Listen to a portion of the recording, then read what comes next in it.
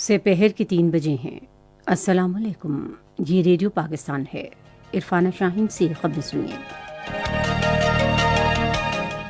اہم خبروں کا خلاصہ۔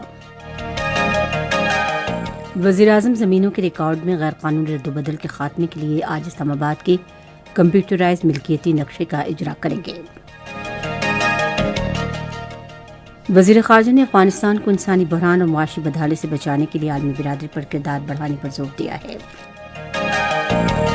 وزیر اطلاعات نے بھارتی ذرائع ابلاغ کی ان اطلاعات کو سختی سے مسترد کر دیا ہے کہ پاکستان نے پنجشیر پر حملے میں طالبان کی مدد کی۔ ملک میں کرونا وائرس کی وجہ سے مزید 83 افراد جاں بحق ہو گئے ہیں۔ ستمبر 1965 کی جنگ میں پاک بحریہ کے ہیروز کی قربانیوں، جذبے اور بے مثال خدمات کی یاد میں آج یوم بحریہ قومی جوش و جذبے کے ساتھ منایا جا رہا ہے۔ کشمیر میڈیا سروس کی جانب سے جاری کی گئی ایک تجزیاتی رپورٹ میں کہا گیا ہے کہ 5 اگست 2019 کو مودی حکومت کے اقدامات کے بعد سے بھارت کے غیر قانونی زیر قبضہ جموں کشمیر میں انسانی حقوق کی خلاف ورزیوں میں بے پناہ اضافہ ہوا ہے۔ خبریں تفصیل کے ساتھ۔ وزیراعظم عمران خان آج زمینوں کے رقبوں کے ریکارڈ میں غیر قانونی رد و بدل کے خاتمے اور نقشوں کے ذریعے تعمیرات کی نگرانی کو یقینی بنانے اور زمین کی ملکیت کے بارے میں معلومات فراہم کرنے کے لیے آج اسلام آباد میں ڈیجیٹل ملکیتی نقشے کا اجرا کریں گے۔ زمین کی ملکیت کے نقشے کا منصوبہ وزیراعظم کے اس ویژن کا آغاز ہے کہ جس کے تحت پٹوار کے پرانے نظام کو جدید کمپیوٹرائز نظام میں تبدیل کرنا ہے۔ پہلے مرحلے میں 3 بڑے شہروں کراچی، لاہور اور اسلام آباد کا ریونیو ریکارڈ کمپیوٹرائزڈ کیا جائے گا۔ سروے اور پاکستان نے جغرافیائی معلوماتی نظام کے ذریعے دارالحکومت اسلام آباد کا کمپیوٹرائزڈ ملکیتی نقشہ تیار کیا ہے۔ اس نظام سے بیرون ملک مقیم پاکستانی اسلام آباد میں زمین کی خریداری سے پہلے آن لائن تصدیق کر سکیں گے۔ نئے نظام سے سرکاری زمین پر غیر قانونی قبضے، نالوں اور جنگلات پر تجاوزات کی نشاندہی بھی ہو سکے گی۔ وزیر خارجہ شاہ محمود قریشی نے افغانستان میں اقتصادی بدحالی اور انسانی بحران کو روکنے کے لیے عالمی برادری کے روابط بڑھانے پر زور دیا ہے۔ آج افغانستان کے ہمسائے ممالک کی آن لائن وزارتی اجلاس سے خطاب کرتے ہوئے انہوں نے کہا کہ اگر انسانی بحران کو روک لیا گیا اور معاشی استحکام کو یقینی بنا لیا گیا تو اس کی بنیاد مستحکم ہو سکتی ہے اور بڑے پیمانے پر مہاجرین کی الغار سے بچا جا سکتا ہے۔ انہوں نے کہا کہ ملک میں سفارتی اور عالمی موجودگی کی تجدید سے افغان عوام کو ایک نیا یقین ملے گا۔ شاہ محمود قریشی نے کہا کہ اقوام متحدہ اور اس کے مختلف اداروں کے قائدانہ کردار میں انسانی امداد کی فوری فراہمی سے اعتماد سازی کے عمل کو نئی تقویت حاصل ہوگی۔ وزیر خارجہ نے امید ظاہر کی کہ افغانستان میں سیاسی صورتحال جلد از جلد مستحکم ہوگی اور حالات معمول پر آ جائیں گے۔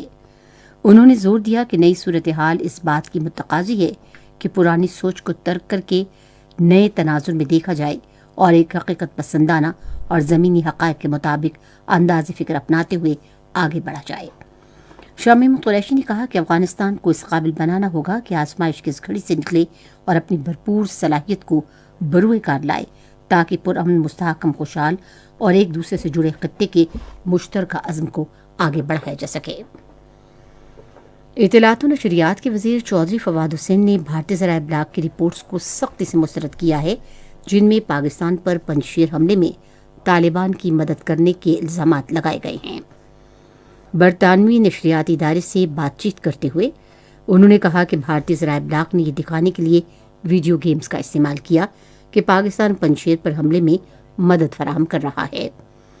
انہوں نے بھارتی ذرائع ابلاغ کی رپورٹس کو جھوٹ کا پلندہ قرار دیا۔ ISI کے سربراہ فیض حمید کے دورہ کابل سے متعلق سوال کے جواب میں وزیر اطلاعات نے کہا کہ افغانستان میں باضابطہ حکومت کی موجودگی میں انٹیلیجنس نیٹ ورک زیر التواء معاملات پر بات چیت کے لیے ایک غیر رسمی طریقہ کار تخلیق کرتا ہے۔ انہوں نے کہا کہ پاکستان کو افغانستان کے ساتھ داعش، تحریک طالبان پاکستان اور مہاجرین جیسے اہم مسائل درپیش ہیں۔ وزیر اطلاعات نے کہا کہ طالبان سے ہمارے روابط سے امریکہ اور طالبان کے مذاکرات ممکن ہوئے اور کابل سے ہزاروں شہریوں کے انخلا میں مدد ملی۔ انہوں نے کہا کہ طالبان کے ساتھ ہمارے اس روابط کو عالمی برادری میں بھی سراہا جا رہا ہے۔ اقوام متحدہ کے سیکرٹری جنرل اینٹونیو گوتریس نے کہا ہے کہ انسانی امداد کی فراہمی سے طالبان کے ساتھ تعلقات استوار کرنے کی راہ ہموار ہو سکتی ہے۔ ایک انٹرویو میں انہوں نے طالبان پر زور دیا کہ وہ انہیں کام کرنے کے لیے سازگار ماحول فراہم کریں۔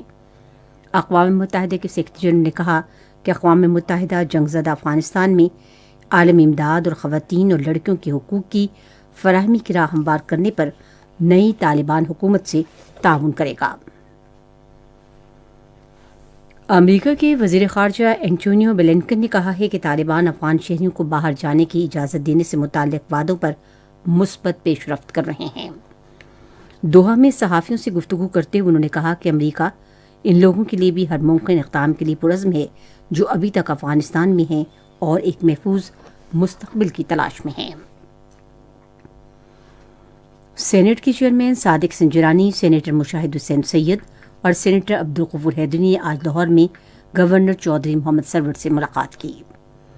ملاقات میں سیاسی امور پر تبادلہ خیال کیا گیا اور انہوں نے کشمیر میں جاری بھارتی دہشت گردی کی شدید مذمت کی۔ یہ خبریں آپ ریڈیو پاکستان سے سن رہے ہیں۔ ملک میں کرونا وائرس سے مزید 83 افراد جاں بحق اور 3902 افراد میں وائرس کی تشخیص ہوئی ہے۔ National command and operation centre کی طرف سے جاری کردہ اعداد و شمار کے مطابق 60,537 افراد کے کرونا ٹیسٹ کیے گئے اور مثبت کیسز کی شرح 6.44% رہی۔ وبا سے اب تک مجموعی طور پر 26,413 افراد جاں بحق ہو چکے ہیں۔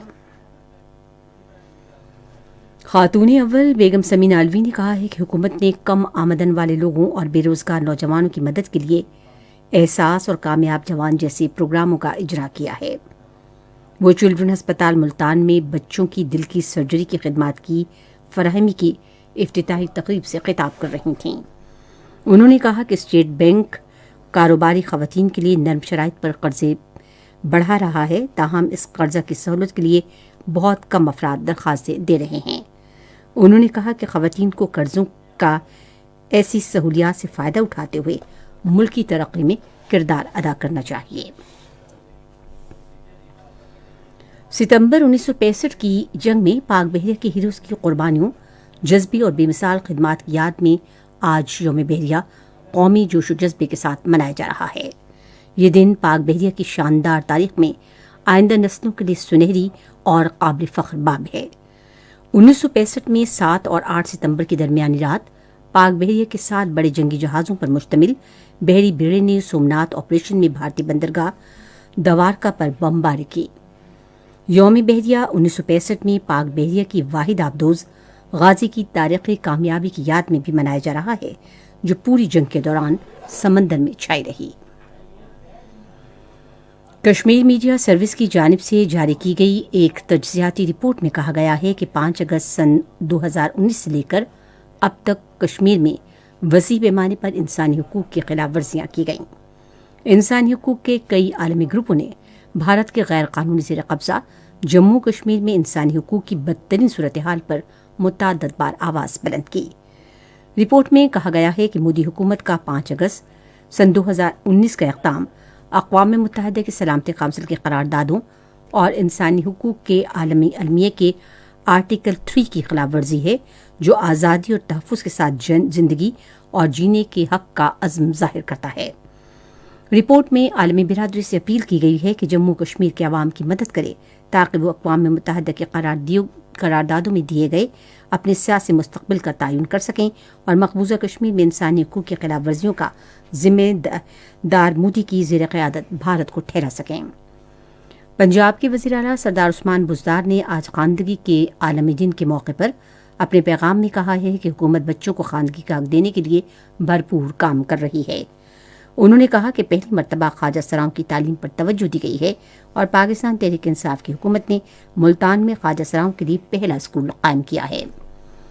ریڈیو پاکستان آج تیسرے پہر 4:05 پر اپنے قومی پروگرام میں خواندگی کے عالمی دن کے سلسلے میں ایک مذاکرہ نشر کرے گا۔ محکمہ موسمیات کی پیشگوئی کے مطابق آئندہ 12 گھنٹے کے دوران اسلام آباد، پنجاب، خیبر پختونخوا، کشمیر اور سندھ میں تیز ہوائیں چلنے اور گرج چمک کے ساتھ بارش کا امکان ہے۔ بالائی خیبر پختونخوا، بالائی پنجاب اور کشمیر میں کہیں کہیں موسلادھار بارش متوقع ہے۔ آج ریکارڈ کیا گیا بعض بڑے شہروں کا درجہ حرارت: اسلام آباد 28 ڈگری سینٹی گریڈ، لاہور اور مظفر آباد 31، کراچی، کوئٹہ اور گلگت 35، پشاور 26 اور مریض 17 ڈگری سینٹی گریڈ۔ بھارت کے غیر قانونی زیر قبضہ جموں کشمیر میں محکمہ موسمیات کی پیشگوئی کے مطابق سری نگر، جموں لے، پلوامہ، اننت ناگ، شوپیاں اور بارامولہ میں مطلع جزوی طور پر ابر آلود رہنے، تیز ہوائیں چلنے اور گرج چمک کے ساتھ بارش کا امکان ہے۔ آج ریکارڈ کیا گیا درجہ حرارت سری نگر، پلوامہ اور بارامولہ میں 26 ڈگری سینٹی گریڈ، جموں 27، لے 24، اننت ناگ اور شوپیاں میں 21 ڈگری سینٹی گریڈ۔ خبریں ختم ہوئیں۔ مزید خبروں اور توضیحوں کے لیے ہماری ویب سائٹ ہے radio.joy.pk اور فیس بک کے link radio Pakistan news official پر آپ ہماری ان خبروں کی براہ راست ویڈیو سٹریمنگ بھی ملاحظہ کر سکتے ہیں۔